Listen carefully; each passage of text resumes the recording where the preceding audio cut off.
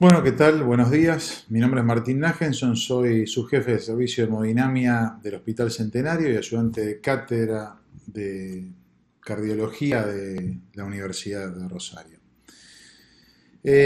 Vamos a hablar hoy de síndromes aórticos agudos, un tema que es difícil ya desde el vamos porque no hay un consenso estricto en lo que sería su definición.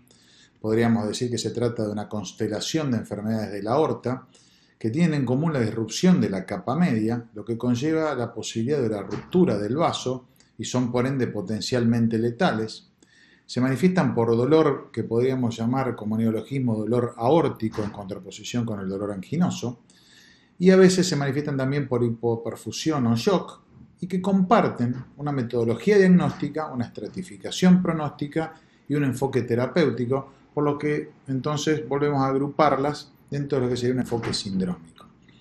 Esta constelación de enfermedades de la aorta tiene que tener en común entonces una disrupción de la capa media, y al tener este factor común vamos a ver cómo pueden evolucionar de una forma hacia otra. Esa disrupción de la capa media puede tratarse de una separación de las capas de la misma, de los distintos estratos de la capa media, la presencia de hemorragia dentro de la capa media o la ruptura de la misma. Cuando tenemos una separación de las capas, de las láminas, mejor dicho, de la capa que componen la capa media, hablamos de una disección, no solo separación de aorta. Cuando tenemos hemorragia, hablamos de un hematoma intramural, y cuando tenemos una ruptura, hablaríamos de una úlcera penetrante de aorta. Serían entonces estas tres las entidades clásicas en las que hay consenso universal, uniforme, que forman parte de este síndrome. Comencemos por la disección de aorta. Decimos entonces que se trata de un desgarro, se produce por un desgarro de la íntima y de las láminas de la capa media en una profundidad variable, lo que permite el flujo de sangre con una separación de estas distintas láminas o lamelas de la capa media, y esta separación va progresando en un sentido tanto anterógrado como retógrado, tanto longitudinal como circunferencial, y lo hace en una longitud y magnitud variable, y va generando entonces dos luces, una verdadera y una falsa, separadas entre sí por un flap o colgajo de la pared. El hematoma intramural consiste en la presencia de contenido de sangre en la capa media, que se extiende hasta la adventicia, en ausencia de un desgarro. La íntima está intacta, por lo tanto no hay una comunicación directa entre el lumen vascular y el defecto. Se cree que se produce por ruptura de los vasa vasorum o bien por la presencia de una úlcera penetrante de aorta que terminó por cicatrizar. Vemos cómo ya desde el vamos hay correlación entre las distintas entidades. Precisamente el hematoma intramural, ¿cómo puede evolucionar? Puede evolucionar hacia la reabsorción total, a una reabsorción parcial, a una estabilización, a una progresión que puede terminar generando un remodelamiento que puede llegar al aneurisma del vaso, o bien puede evolucionar a una disección o una ruptura, sea en forma directa o por previo desarrollo de un pseudoaneurisma. La úlcera penetrante de aorta sería la ulceración de una placa aterosclerótica en la pared de la aorta que su cráter termina penetrando a través de la lámina elástica interna hacia la capa media, también en una profundidad variable. En la capa media puede llegar a formar un hematoma a medida que va digiriendo los tejidos, y desde la luz, donde se forman cráteres, donde se forman detritus y trombos en el cráter, se pueden generar embolias periféricas. La úlcera puede ir progresando en profundidad, terminar generando un pseudoaneurisma e ir a la ruptura, o bien puede cicatrizarse y dejar un hematoma intramural, o servir de puerta de entrada como desgarro de la aorta y generar una disección de las capas de la media.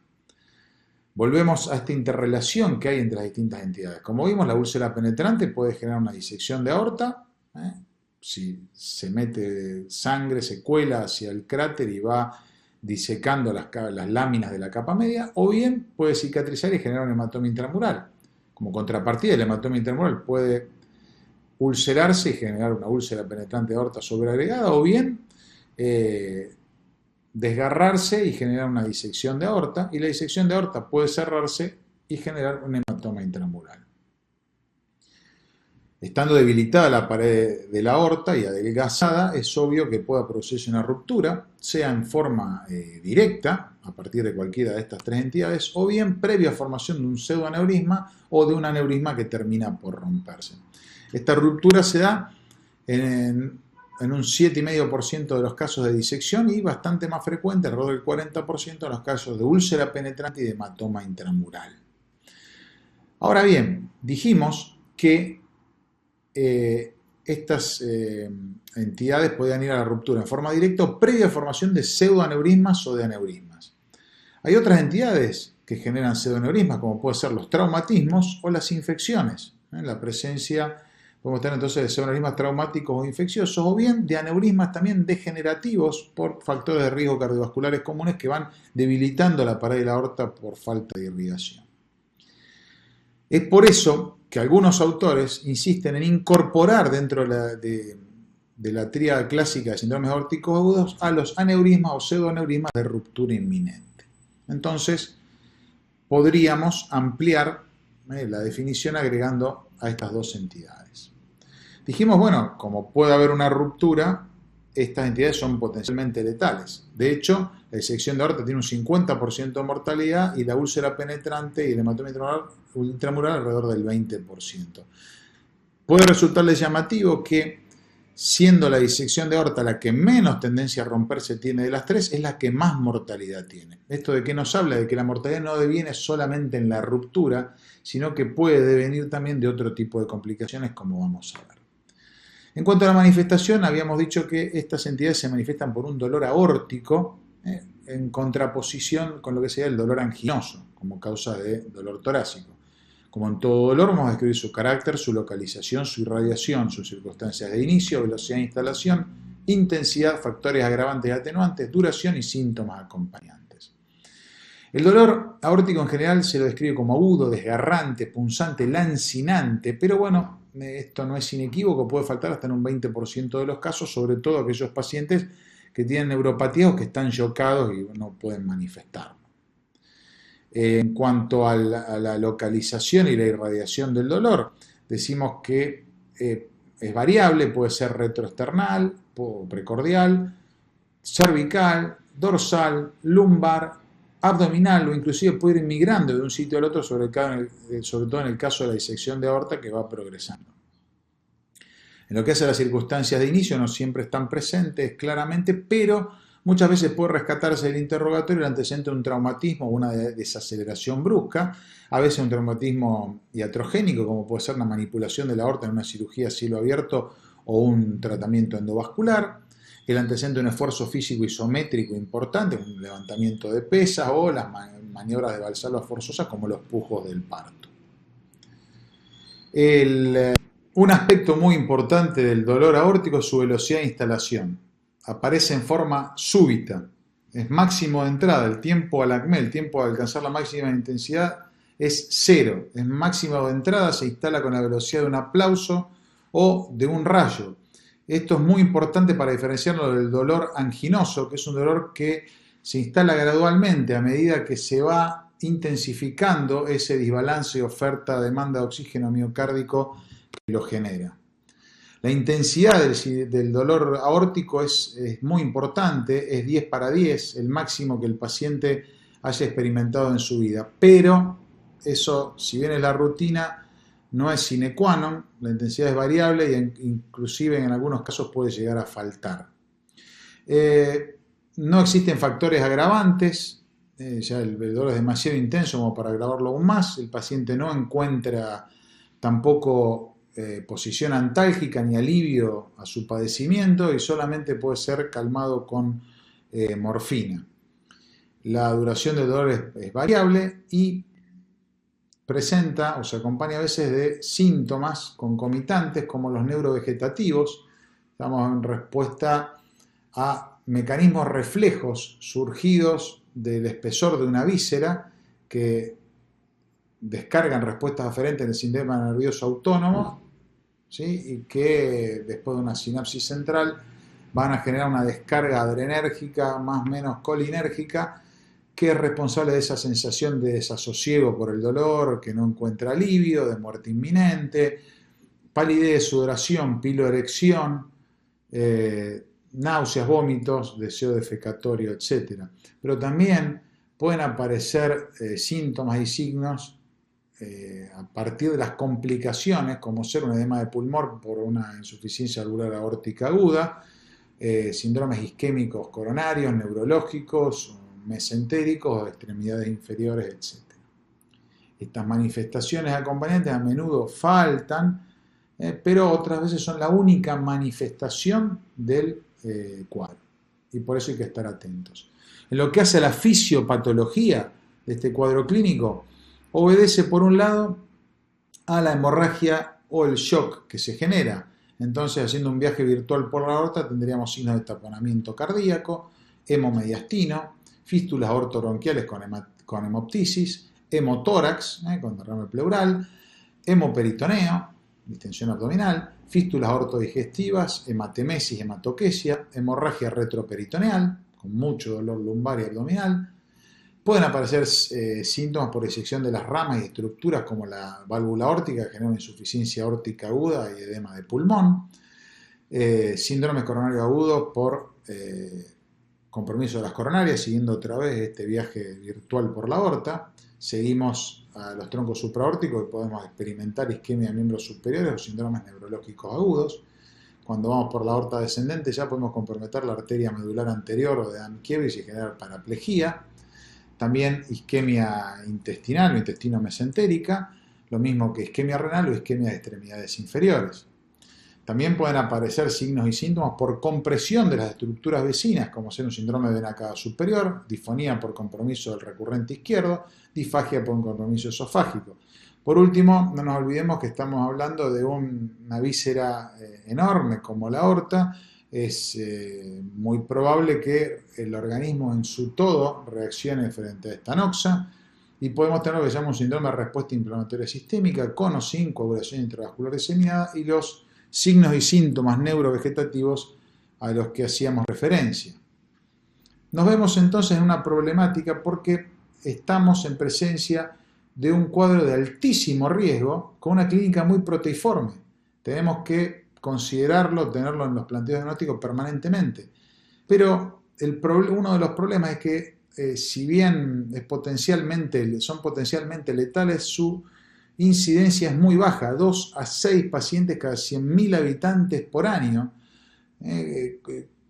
comparados con unos 2.000 más o menos por cada 100.000 habitantes por año que tienen los síndromes coronarios agudos. Encima, ambas entidades se pueden manifestar por dolor torácico, que es el motivo de consulta más frecuente en las guardias externas, hasta un 10% de las consultas. Entonces, de nuevo, cuadro de altísimo riesgo con una clínica muy proteiforme y con síntomas de muy frecuente consulta como el dolor torácico. Encima, los métodos confirmatorios son estudios complementarios costosos y no siempre disponibles. Si usamos a mano suelta estos métodos, vamos a generar una sobreutilización de los recursos que es incompatible con cualquier sistema viable. Entonces, hay que hacer una secuencia racional del diagnóstico. Ante cualquier paciente que tenga dolor torácico lumbar abdominal, OS, síncope, signo de hipoperfusión tisular, debemos plantearnos 3 interrogantes. Si tiene factores predisponentes para tener patología aórtica, si el dolor es de riesgo, reviste características compatibles con un síndrome aórtico agudo, o si el examen físico presenta alguna de estas características. El dolor decimos que es de riesgo cuando es de inicio súbito, es de intensidad máxima o desgarrante. Los factores predisponentes son aquellos entidades o situaciones que generan debilitamiento o un daño a la pared aórtica. El debilitamiento puede producirse por múltiples factores de riesgo coronario, por enfermedades del colágeno, vasculitis o afecciones estructurales. De los 4 grupos, las más importantes son las enfermedades del colágeno y las estructurales. Las enfermedades del colágeno serían el síndrome de Marfan, el síndrome familiar de aorta, de afecciones del aneurisma de aorta o de disección de aorta, el antecedente de algún familiar que haya tenido a edad temprana patología de aorta o que haya fallecido súbitamente sin una causa clara, nos deben alertar ante esta posibilidad. la presencia del síndrome de Loeys-Dietz o de Ehlers-Danlos tipo 4. Lo mismo que la coartación, el síndrome de Turner o la presencia de aorta bicúspide nos ponen ante la sospecha, tan solo una de estas entidades nos pone ante la sospecha de un debilitamiento importante de la pared aórtica y tenemos que prender la luz de alarma. El resto de las entidades, los factores de riesgo y la vasculitis no tienen individualmente un peso suficiente, pero la acumulación de múltiples factores de riesgo asociados tal vez a alguna vasculitis nos debe también encender la luz de alerta. Por otra parte, el daño estructural, o el antecedente de un posible daño a la aorta que la haya debilitado, puede registrarse con el antecedente de un traumatismo, sea penetrante o no, directo por desaceleración, o el antecedente de una intervención en la aorta, como puede ser endovascular, por un cateterismo, o a cielo abierto por una cirugía cardiovascular que involucre la aorta. También el daño puede producirse mediante un esfuerzo isométrico o un esfuerzo de valsalva, como el levantamiento de objetos pesados, los pujos del parto, o también estado hiperdinamico, como el tercer trimestre del embarazo. Si nosotros tenemos alguno de estos factores, pondremos un punto a la variable factores predisponentes. Por último, el examen físico de alto riesgo consiste en la presencia de signos de hipoperfusión, asimetría en los pulsos, en la tensión sistólica, el foco neurológico, la insuficiencia aórtica o la presencia de shock o hipotensión.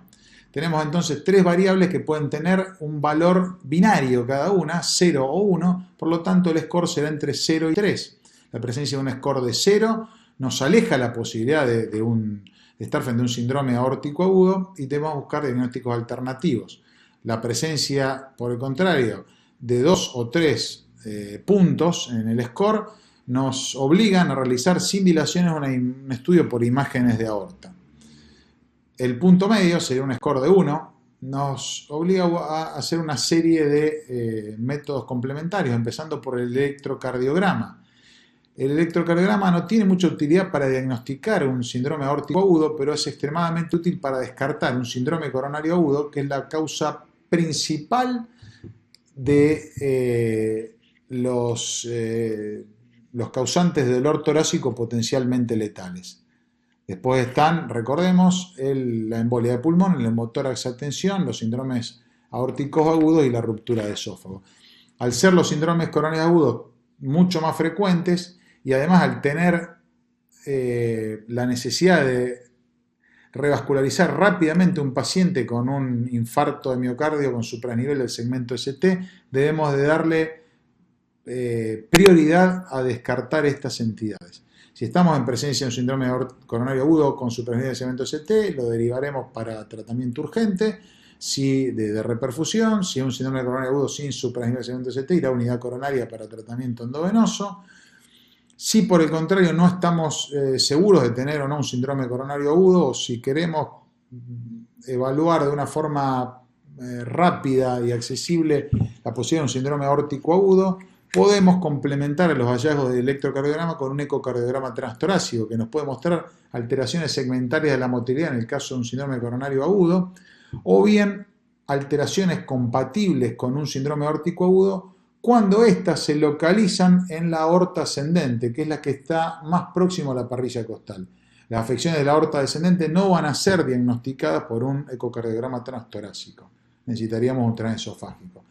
Bueno, puede ser que a partir del ecocardiograma obtengamos hallazgos compatibles con un síndrome aórtico agudo y tendríamos que confirmarlos bien y clasificarlos con un estudio por imágenes de aorta, o puede ser que volvamos a diagnosticar un síndrome coronario agudo o bien que no nos arroje ningún dato de relevancia. En este último caso, lo que vamos a hacer es obtener una placa de tórax, un estudio económico, disponible y sencillo de obtener, que si bien es poco preciso en el diagnóstico, nos puede servir como el electro para descartar causas alternativas como una fractura costal, un neumotórax o un infarto de pulmón, por ejemplo, por una embolia pulmonar. Pero también, y si bien poco sensibles, hay algunos signos que nos pueden orientar a sospechar que podemos estar asistiendo frente a un paciente que tiene un síndrome aórtico agudo. Tales son el ensanchamiento mediastinal, sobre todo si este se atribuye a la silueta aórtica, la presencia de signo del calcio, que consiste en detectar calcio de la íntima a por lo menos 1 centímetro del borde de la silueta aórtica, el borramiento de la ventana aortopulmonar, el derrame pleural izquierdo, el desplazamiento de la columna aérea de la tráquea, la aorta en porcelana o los pseudoneurismas calcificados. Si la placa de tórax nos revela un diagnóstico alternativo, bueno, seguiremos con esa línea, mientras que si vemos datos sugestivos de patología aórtica, tendríamos que descartar con un estudio por imágenes de aorta la presencia de un síndrome aórtico agudo. Llegado a este punto, descartadas todas estas situaciones y no teniendo un diagnóstico, el paso lógico siguiente es solicitar el dosaje de dímero D. El dímero D sabemos que consiste en fragmentos de fibrina. La presencia de fibrina o de sus fragmentos circulando en sangre significa que ha habido un trombo o un coágulo en algún lugar de la economía, por lo que esta determinación es extremadamente inespecífica. Es decir, puede obedecer a una embolia de pulmón, a una trombosis, a un infarto y también a un síndrome aórtico agudo. Lo interesante es que llegado a este punto del algoritmo, la presencia de un dímero D menor a 500 nos permite descartar con bastante tranquilidad estar asistiendo a un síndrome aórtico agudo. Un valor mayor a 500, por el contrario, lo que nos va a obligar es hacer un examen por imágenes de aorta para confirmar o descartar esta entidad. De más está decir que estos pacientes durante todo este proceso diagnóstico deben estar monitoreados y controlados de cerca en un área especial de la guardia y bueno, estar atentos a que no aparezca algún hallazgo de riesgo que no se haya presentado al inicio. Si ese fuera el caso, debemos rápidamente hacer un estudio por imágenes de aorta. Ahora bien, ¿cuáles son los métodos de diagnóstico por imágenes de aorta disponibles? Los 3 que suben al podio son la angioresonancia magnética, la angiotomografía multicorte y el ecocardiograma transesofágico. Cada uno de estos métodos tiene diferentes calificaciones en lo que hace a sensibilidad, especificidad, invasividad, uso de contraste, radiación, dependencia del operador, resolución, demora o disponibilidad en llevarlo adelante, la capacidad o la posibilidad de realizar monitoreo de un paciente inestable mientras se realiza el estudio y el área visualizada. Podemos graficar digamos, el comportamiento o el valor de cada uno de estos métodos para cada una de estas variables como los colores de un semáforo, y como vemos el que más luces verdes tiene es la angiotomografía multicorte. Por lo tanto, no es de sorprender que sea el método elegido por los colegas para diagnóstico de estas entidades en las 2/3 partes de los casos. Además, allá de ser el estándar oro para diagnóstico, la angiotomografía multicorte permite la detección de complicaciones y la planificación adecuada de las intervenciones, además de poder llevar adelante lo que se llama la tomografía o la angiotomografía de triple descarte, que consiste en la obtención de imágenes de la aorta, del tórax, durante el pasaje del bolo de contraste por distintas estructuras. Si obtenemos las imágenes cuando el bolo pasa por la arteria pulmonar, descartaremos embolia de pulmón. Si las obtenemos cuando pasan por la raíz aórtica, podremos hacer una coronariografía no invasiva y descartar un síndrome coronario agudo. Y si las obtenemos ya en el callado aórtico y aorta descendente, podremos descartar un síndrome aórtico agudo. Si se programa correctamente, se pueden descartar las 3 cosas en un mismo estudio. Para hacer un estudio por imágenes de aorta mediante angiotomografía hay distintos requerimientos técnicos. El más importante de ellos es realizar el estudio en forma gatillada, es decir, que la obtención de las imágenes sea sincronizada con el ciclo cardíaco para evitar estos artefactos por movimiento que genera la actividad cardíaca. Fíjense la nitidez de la imagen cuando es obtenida en forma gatillada, la imagen que está a la derecha. En cuanto a los parámetros diagnósticos tenemos que valernos de tanto de las imágenes o las series sin contraste como las series contrastadas. En la serie sin contraste podemos ver el calcio de la íntima que se desplaza en sentido medial, sería el equivalente tomográfico de un signo del calcio radiológico. Podemos ver también aumento de la densidad y del grosor de la pared del vaso y podemos ver la presencia de aneurismas. También es importante la serie sin contraste para cotejarla con el comportamiento durante la serie contrastada y hacer el diagnóstico diferencial, sobre todo de la disección aórtica y del hematoma intramural. También vemos cómo se comporta la úlcera. Veremos que la disección aórtica y el hematoma intramural tienen como, digamos, dos compartimentos. En la disección de aorta, en la serie sin contraste, esos dos compartimentos son isodensos entre sí, mientras que en el hematoma intramural tenemos un compartimento con forma de semiluna periférica hiperdenso en relación a lo que sería la luz central del vaso. En la úlcera penetrante no vemos mucho, podemos ver a lo sumo una calcificación parietal correspondiente a un ateroma calcificado. Cuando vamos a la serie con contraste, en el caso de la úlcera penetrante vemos que en la zona que está el ateroma se agrega una imagen de suma, que sería la úlcera. En el caso del hematoma intramural es el comportamiento más pintoresco, porque vemos que la luz, que era hipodensa respecto de la pared, se torna hiperdensa al opacificarse completamente con el contraste, mientras que la pared que tiene el hematoma, que era hiperdensa respecto de la luz en la serie sin contraste, al no recibir contraste va a ser hipodensa respecto de la luz. No es que baje la densidad de la pared, sino que aumenta la densidad de la luz, entonces en la comparación el comportamiento es distinto en las distintas fases. Distinto a lo que sucede con la disección de aorta, que al estar comunicados ambos compartimentos, la luz verdadera y la falsa, el contraste va a pasar de una a la otra y se van a reforzar con contraste y van a seguir siendo isodensas entre sí, si bien son hiperdensas respecto a la serie sin contraste. Lo mismo que vimos en las series axiales, podemos ver en los cortes sagitales o coronales, la luz verdadera y la falsa, refuerzan las dos con el contraste. La luz del vaso refuerza, mientras que el hematoma no refuerza en este caso, y vemos la imagen de suma de la úlcera penetrante de aorta.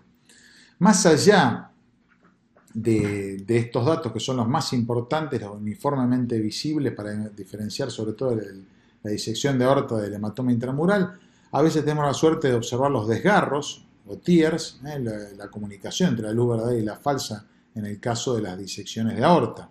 Por supuesto, hallazgo no visible en los hematomas intramurales.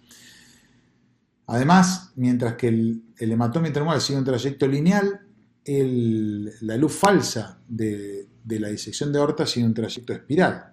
Además, el hematoma intramural tiene una forma de semiluna, bien prolijo, bien parejo, mientras que la forma de la luz falsa es completamente irregular porque depende de un juego de presiones entre una y otra. La úlcera penetrante de aorta, dijimos que es un defecto focal, como una imagen de suma, de bordes irregulares que se extienden más allá de la pared aórtica, deforma el contorno y puede estar en presencia de ateromatosis o zonas vecinas y generar muchas veces un hematoma parietal, que sea en un 80% de los casos. Lo pueden ver también en estos cortes sagitales y coronales o la imagen de suma. En lo que es la estratificación de riesgo, vimos que la mortalidad de la disección de aorta es de alrededor del 50% y de las otras entidades de alrededor del 20%. ¿Sí? Pero estas son medidas de promedio, de tendencia central, alrededor de las cuales hay una gran dispersión de posibilidades. Y bueno, habíamos visto también que si bien de las tres entidades la más letal era la disección de aorta, era la que menos se rompía de las tres. Y esto decía que había otras causas de ruptura, de mortalidad que no hemos nombrado, y que son la isquemia visceral, patrimonio exclusivo de la disección de aorta, por compromiso de las ramas, o el taponamiento o la insuficiencia valvular aórtica. Estas últimas dos entidades o complicaciones, para que aparezcan, el síndrome aórtico debe asentarse necesariamente en la aorta ascendente. No puede generar insuficiencia aórtica con taponamiento o una afección que compromete la aorta descendente. Por eso que el parámetro más importante de pronóstico es la localización del defecto. Esto ya se sabe desde la época, estamos hablando 40, 50 años atrás, en que se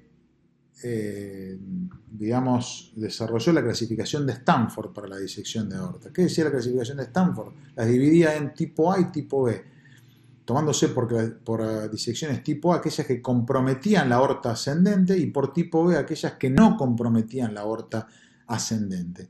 Vieron que tenía un valor pronóstico muy importante. Las disecciones tipo A tenían un 1% de mortalidad por hora, es decir, que durante las primeras 48 horas. Para el tercer día de afección ya se había muerto la mitad de los pacientes, desde el inicio del cuadro. Mientras que en las disecciones tipo B la mortalidad alcanzaba el 10% al mes, o sea, alta pero muchísimo menor. Además, no solo tenía valor pronóstico, sino que guiaba el tratamiento, porque el tratamiento quirúrgico a cielo abierto, el único disponible cuando se desarrolló esta clasificación, hacía que los pacientes con disecciones tipo A tuvieron una mortalidad muchísimo menor, bajaron la mortalidad a la mitad aproximadamente, mientras que si se intervenía precozmente con cirugía a cielo abierto los pacientes con disecciones tipo B, la mortalidad se duplicaba. Entonces, esta clasificación guiaba el tratamiento. Disecciones tipo A, tratamiento quirúrgico; disecciones tipo B, tratamiento médico. Y como vemos, la distribución espacial de los componentes de los síndromes aórticos agudos difiere. Mientras que la disección se localiza predominantemente en la aorta ascendente, el hematoma intramural y la úlcera penetrante lo hacen preferiblemente respetando la aorta ascendente, sobre todo en la aorta descendente asientan, ¿sí? Y por eso, al tener mayor compromiso de la aorta ascendente, es que la disección de aorta tiene mayor mortalidad que la úlcera penetrante y el hematoma intramural, a pesar de que estas últimas se rompen con mayor frecuencia. Ahora bien, esta clasificación espacial que tiene valor para la disección de aorta, ¿se puede extrapolar a la del hematoma intramural y a la úlcera penetrante? Sí. Los pocos hematomas intramurales y úlceras penetrantes que asientan en la aorta ascendente tienen claramente una mayor mortalidad que aquellos que asientan en la aorta descendente y se benefician de un tratamiento quirúrgico precoz. Más allá de la localización, hay una serie de parámetros tanto clínicos como imagenológicos que nos pueden mostrar complicaciones como ruptura o isquemia, o bien complicaciones inminentes como la hipertensión refractaria o dolor persistente. La presencia de síntomas o signos clínicos como la hipertensión refractaria, el dolor refractario, el shock, la hipotensión, la isquemia visceral o tisular, nos hablan de un cuadro de altísima mortalidad, ¿no? De un cuadro complicado. La presencia de complicaciones aumenta la mortalidad hasta un 80% independientemente de la localización del defecto, sea aorta descendente o descendente. A veces las complicaciones no las vemos desde el punto de vista clínico, sino las vemos con imágenes y el valor es prácticamente el mismo, ¿sí? Las imágenes pueden ser signos de ruptura que pueden ser primarios como la extravasación de contraste, vemos directamente cómo sale de la luz hacia el exterior. La presencia de un hematoma periaórtico, no vemos la salida de contraste, pero bueno, vemos que hay sangre rodeando la aorta, sea en el mediastino, como en estos casos, sea en el pericardio, como este hemopericardio, con o sin taponamiento, en la pleura, hemotórax, hacia los bronquios, una fístula ortobronquial con hemoptisis, hacia el intestino, puede ser que veamos que tengamos una hematemesis, una hematoquesia, o también que veamos con suerte el pasaje de contraste de la aorta hacia el intestino, o más frecuentemente el pasaje de aire desde el intestino hacia la pared de la aorta. Puede haber hemorragia hacia el retroperitoneo o también fístula hacia la vena cava, entre otras. Otras veces no vemos ni el sangrado activo ni la presencia de cúmulos de sangre, sino que vemos una rarefacción de la grasa que rodea la aorta, estas zonas de atenuación, de este aspecto reticular, nodulillar, es lo que se conoce como stranding y que habla de edema en la grasa periaórtica, signo de inflamación, signo de ruptura contenida del, del proceso.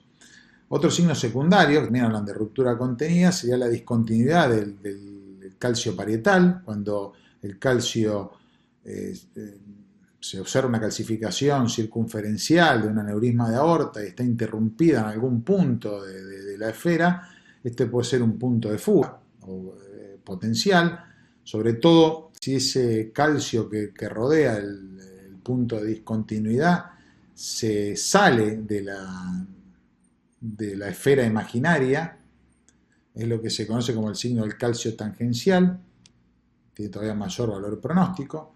Lo mismo que la presencia del signo de la semiluna hiperdensa, la presencia de una imagen semilunar hiperdensa en la periferia del vaso, tanto en la serie sin contraste como en aquella contrastada. Nos habla de la presencia de sangre, de hemorragia entre el trombo que se puede haber formado en el muro de la aorta y la pared, o bien directamente en la pared de la aorta como un hematoma intramural.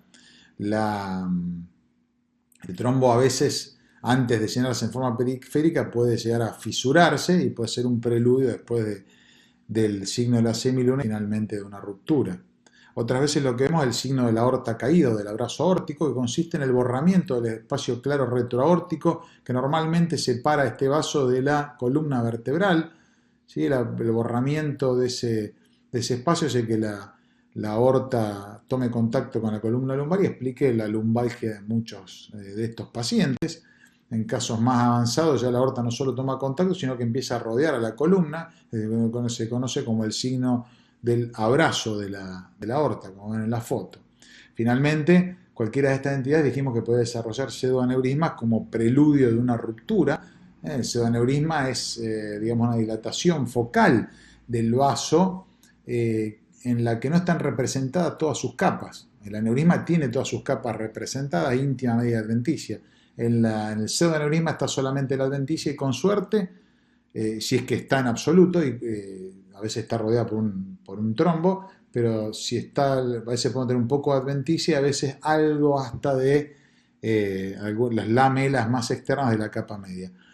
A los fines prácticos, ¿cómo lo vemos? ¿Cómo se comporta en una tomografía? Bueno, como un defecto focal, sacular y con un cuello angosto, distinto del aneurisma que tiene cuellos anchos o no tiene cuello en absoluto, son fusiformes en vez de saculares y en vez de focales son bastante más extensos. Más allá de los signos de ruptura, ruptura contenida, ruptura inminente, tenemos los signos de hipoperfusión tisular, patrimonio, como dijimos, de la disección y que se deben al compromiso de las ramas aórticas, ramas viscerales, por el proceso que puede generar, si compromete el lecho esplácnico, infarto intestino mesentérico, infartos hepáticos totales o parciales, infartos renales, también de todo un riñón o de un polo, como en el ejemplo de izquierda y derecha que acabamos de ver.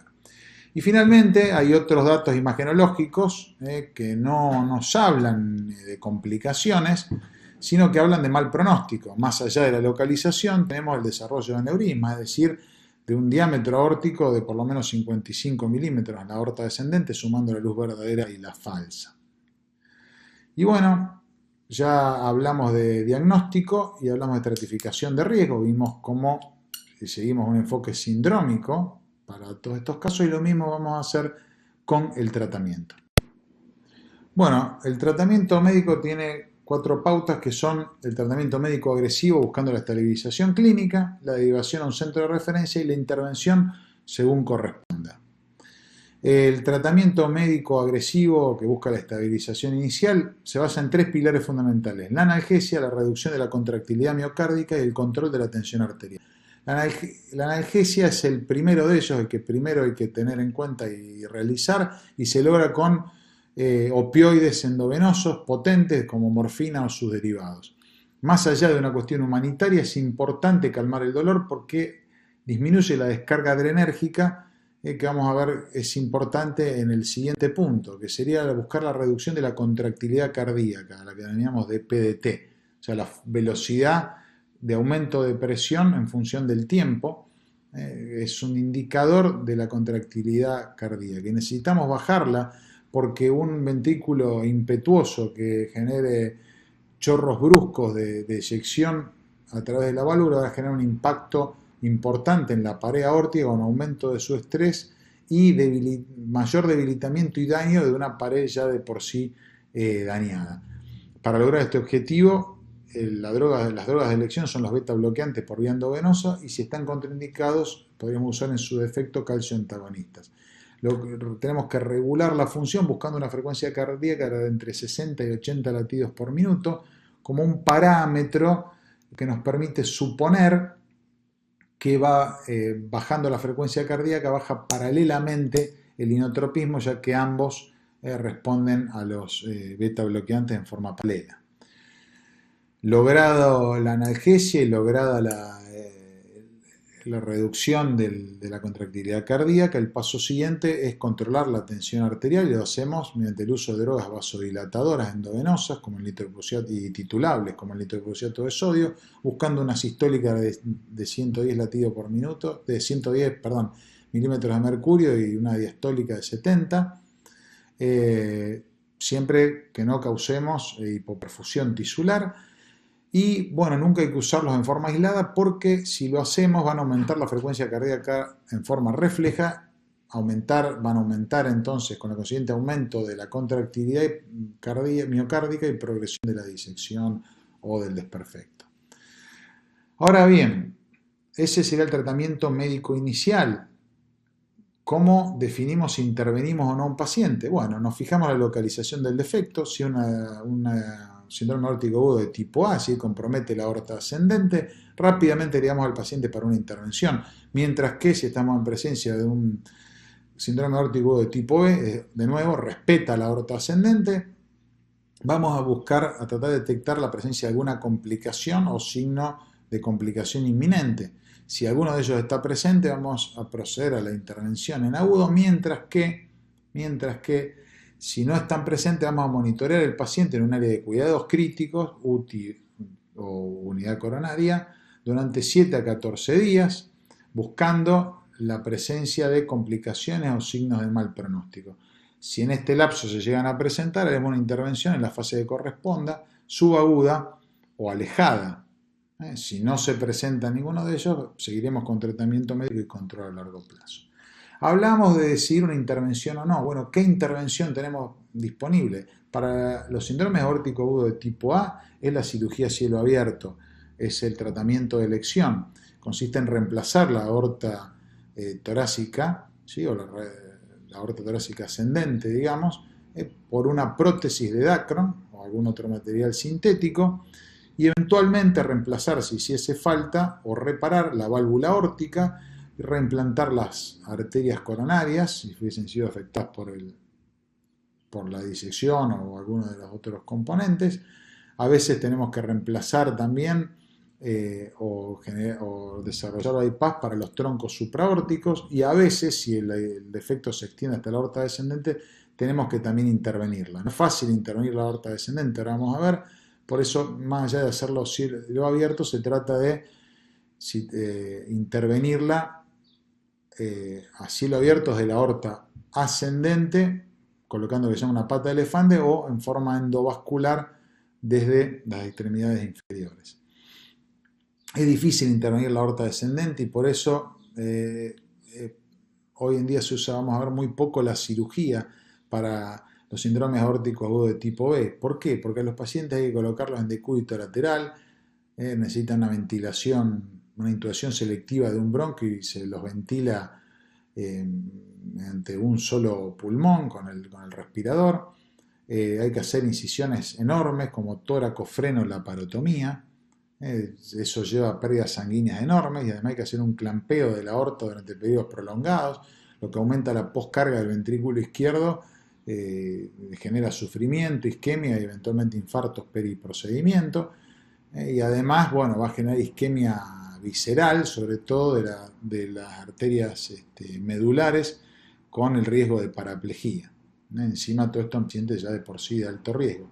Por eso en los últimos años, como alternativa al tratamiento quirúrgico de la patología de aorta descendente, ha surgido el uso de las endoprótesis. Las endoprótesis son digamos, una serie de coronas metálicas de distintas aleaciones, unidas entre sí por una tela a forma de forro, de estuche, pueden ser de nylon o de politetra fluoroetileno.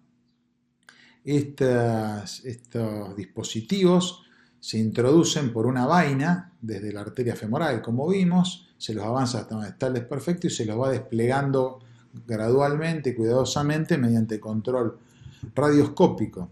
La racionalidad de su uso consiste directamente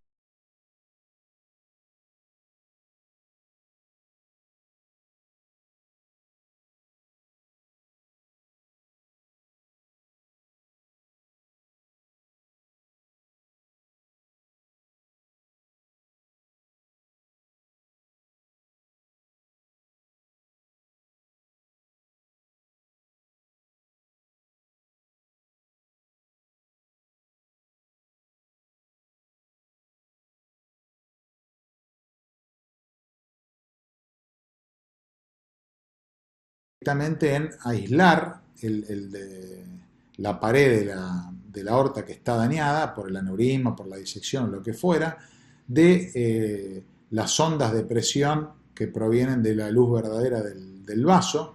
De esta forma, al no tener contacto el impulso sistólico en cada latido, que resulta dañino, como vimos, para la pared de la arteria, el proceso de alguna forma se limita. En el caso particular de la disección de aorta, además, lo que genera es digamos, un cierre del desgarro TIER, deja de entrar sangre a la luz falsa, se redirige a la luz verdadera, el juego de presiones cambia, se presuriza la luz verdadera, se despresuriza la falsa. De esa forma, las disecciones que se introducían en las ramas colaterales de la aorta colapsan de alguna forma y se logra ganar nuevamente el flujo hacia las vísceras comprometidas, y al quedar aislada de la luz verdadera, la luz falsa termina por trombosarse, fibrosarse y generar una cicatriz. Los estudios que han comparado un método con el otro mostraron claramente que es muy superior el uso de tratamiento endovascular al uso de la cirugía a cielo abierto para la patología de aorta descendente. Inclusive hay algunos trabajos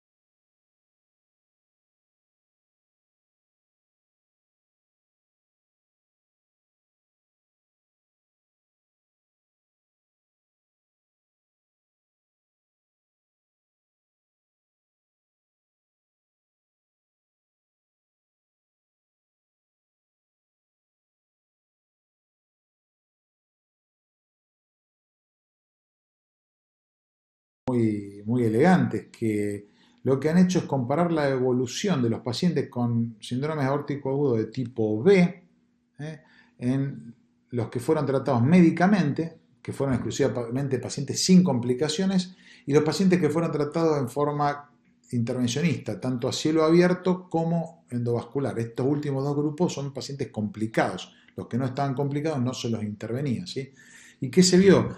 Que, bueno, los pacientes intervenidos a cielo abierto, complicados e intervenidos a cielo abierto, tenían una alta mortalidad, mientras que los pacientes no complicados y que recibieron tratamiento médico tenían la misma mortalidad que los pacientes complicados con tratamiento endovascular. En otras palabras, el tratamiento endovascular logró equiparar a la evolución de un paciente complicado con un paciente no complicado, y por eso son el tratamiento endovascular, el tratamiento de elección hoy en día para los síndromes aórticos agudos de tipo B.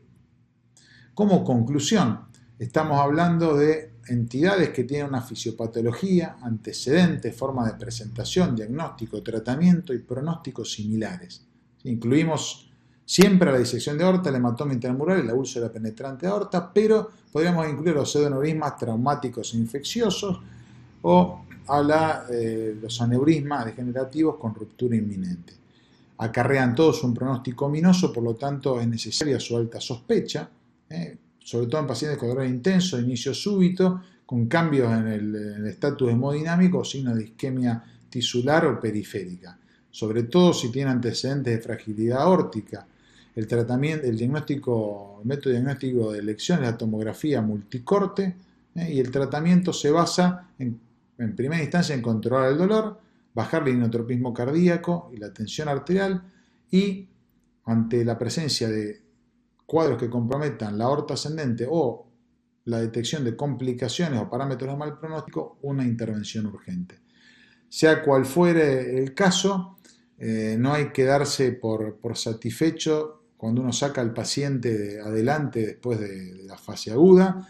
Nunca debe considerarse un paciente de estos curado de la enfermedad, como dijo el doctor Crawford, uno de los padres del tratamiento quirúrgico de la aorta. Hay que controlarlo de por vida. Muchísimas gracias.